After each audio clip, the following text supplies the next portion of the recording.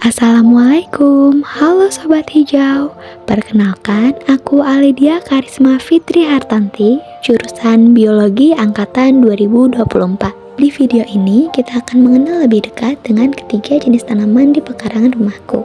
Yang pertama ada Especia marun, kedua lidah buaya, dan terakhir Brackele. Sebelum masuk ke masing-masing tanaman, kita perlu tahu dulu nih, apa itu morfologi tanaman. Morfologi tanaman adalah karakter atau ciri-ciri fisik yang bisa kita amati dari luar, mulai dari bentuk akar, batang, hingga daunnya. Setiap tanaman punya bentuk morfologi yang berbeda-beda, tergantung jenis dan fungsinya. Oke Sobat Hijau, kita mulai dari tanaman hias yang super cantik, siapa lagi kalau bukan Especia marun. Mulai dari daunnya. Daun Especia termasuk daun tunggal berbentuk oval atau elips dengan ujung yang sedikit meruncing. Kalau kita raba, permukaan daunnya terasa lembut banget karena ditutupi oleh bulu-bulu halus yang disebut trikoma. Warnanya dominan marun gelap, kadang ada motif keperakan yang bikin tambah eksotis. Pola susunan daunnya berseling, artinya tumbuh bergantian di sisi kiri dan kanan batang. Lanjut ke batangnya nih. Batang Especia tumbuh menjalar dan termasuk batang herbaceus, yaitu batang yang lunak dan gak berkayu. Warnanya biasa hijau keunguan dan batang ini punya kemampuan unik. Di setiap ruasnya dia bisa menumbuhkan akar baru. Kalau menyentuh tanah namanya akar adventif.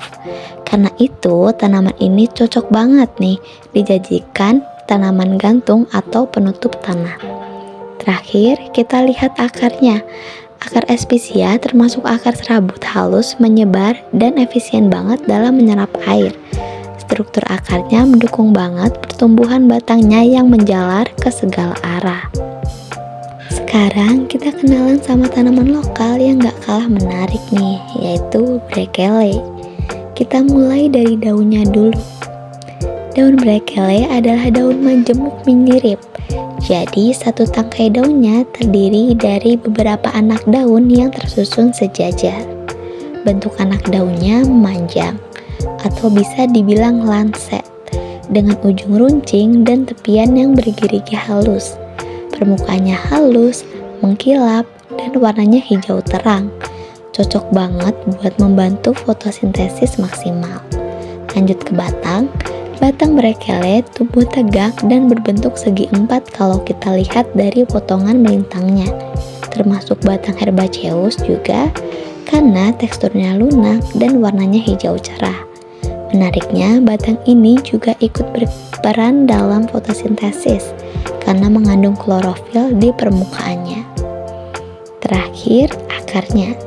Akar Brackele termasuk akar serabut yang menyebar luas dan dangkal.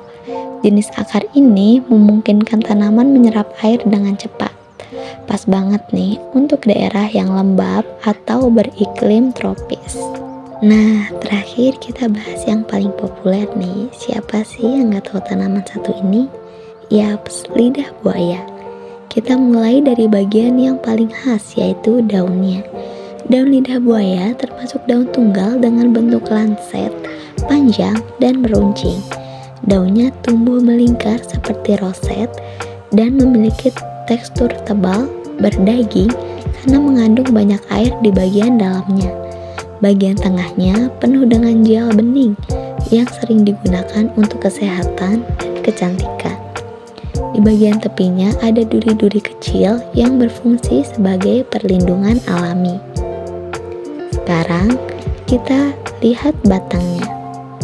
Batang lidah buaya sangat pendek dan bersembunyi di dalam tanah, jadi sering tidak terlihat. Termasuk jenis batang sukulen atau batang basah, karena bisa menyimpan air juga. Dari batang inilah daun-daun tumbuh melingkar dan padat. Terakhir, kita bahas akarnya. Akar lidah buaya juga berupa akar serabut. Tumbuh dangkal namun menyebar luas. Akar ini berfungsi menyerap air dengan cepat dari permukaan tanah. Makanya, lidah buaya bisa tumbuh subur meski di tempat kering. Gimana Sobat Hijau? Seru kan belajar morfologi tanaman?